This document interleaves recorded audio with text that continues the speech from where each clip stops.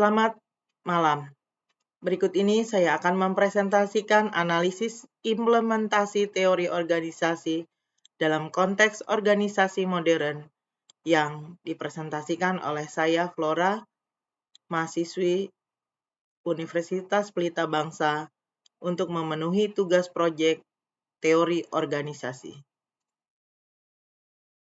Lanjut.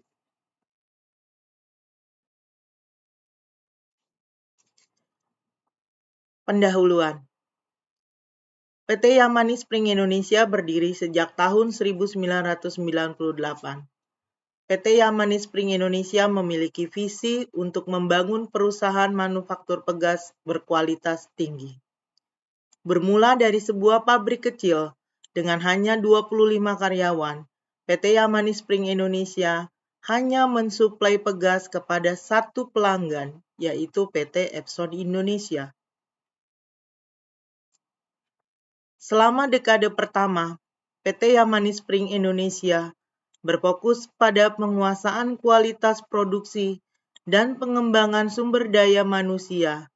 Investasi besar dilakukan untuk mengotomatisasi mesin produksi dan mengimplementasikan sistem manajemen mutu terkini.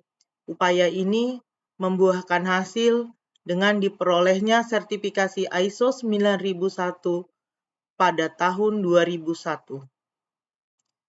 Meskipun tak memasuki tahun 2005, mulai mengalami pertumbuhan pesat seiring meningkatnya permintaan dari industri otomotif nasional. Portfolio produk juga diperluas mencakup berbagai jenis pegas untuk kendaraan roda 2 dan roda 4. Saat ini PT Yamani Spring Indonesia telah berkembang menjadi salah satu produsen pegas terkemuka di Indonesia dengan pangsa pasar lebih dari 30% dan memasok pegas ke seluruh industri otomotif dalam negeri serta mengekspor ke beberapa negara tetangga. Komitmen pada kualitas produk, inovasi teknologi, serta kontribusi terhadap pembangunan ekonomi nasional yang berkelanjutan. Analisis teori struktural adalah satu teori utama dalam pembelajaran teori organisasi yang berfokus pada bagaimana struktur organisasi mempengaruhi perilaku dan kinerja anggota organisasi. Berdasarkan struktur organisasi yang ada di PT Yamani Spring Indonesia, struktur terbagi menjadi struktur fungsional dan struktur divisional.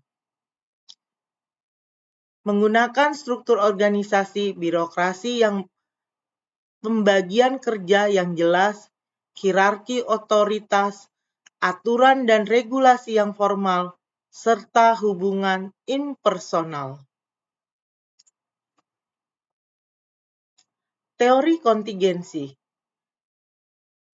Analisis teori kontingensi menyatakan bahwa tidak ada satu cara terbaik untuk mengelola organisasi, tetapi pengelolaan organisasi harus disesuaikan dengan faktor-faktor kontingensi atau situasi yang dihadapi oleh organisasi tersebut.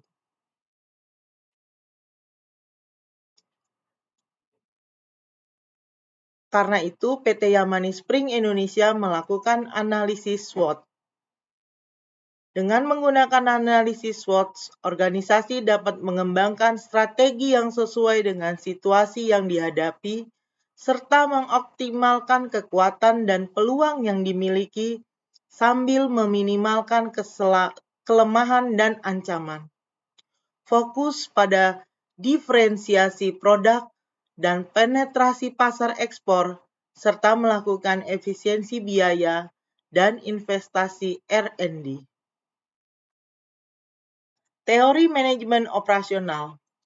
Manajemen operasional berfokus pada bagaimana mengelola proses transformasi input menjadi output dengan cara yang efektif dan efisien. Implementasi JIT dan TKM dilakukan oleh PT Yamani Spring dengan memperhatikan 1. Hubungan yang erat dengan pemasok. 2. Penjadwalan produksi yang presisi. 3. Pengurangan waktu setup. 4. Alur proses dan tata letak jelas. 5. Keterlibatan dan pelatihan karyawan. Teori sumber daya manusia. Analisis teori sumber daya manusia dalam sebuah organisasi melakukan pendekatan atau penekanan bagaimana pentingnya pengelolaan sumber daya manusia secara strategis untuk mencapai keunggulan kompetitif organisasi. Hal-hal yang berkaitan dengan manajemen sumber daya manusia. Yang pertama, perencanaan sumber daya manusia. Kedua, rekrutmen dan seleksi. Yang ketiga, pelatihan dan pengembangan. Yang keempat, manajemen kinerja. Yang kelima, kompensasi dan tunjangan. Yang keenam, hubungan karyawan. Dan yang ketujuh adalah keselamatan dan kesehatan kerja. Teori manajemen mutu. Analisis teori manajemen mutu mencakup penerapan ISO, seperti ISO 9001 untuk sistem manajemen mutu, erat kaitannya dengan teori manajemen mutu. Teori ini berfokus pada peningkatan kualitas produk atau layanan secara berkelanjutan melalui pendekatan sistematis dan terdokumentasi. ISO memberikan pedoman dan standar untuk mengimplementasikan sistem manajemen mutu yang efektif dalam organisasi.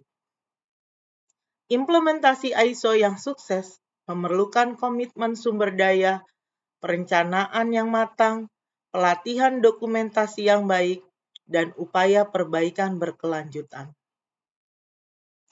Kesimpulannya, PT Yamani Spring Indonesia menjadi pionir di bidang manufaktur pegas dikarenakan PT Yamani Spring Indonesia berhasil menerapkan teori organisasi. Portfolio produk juga diperluas mencakup berbagai jenis pegas untuk kendaraan roda 2 dan roda 4.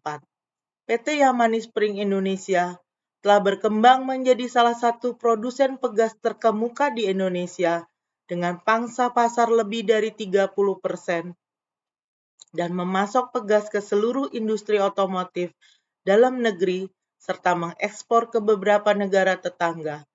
Komitmen pada kualitas produk inovasi teknologi serta kontribusi terhadap pembangunan ekonomi nasional yang berkelanjutan.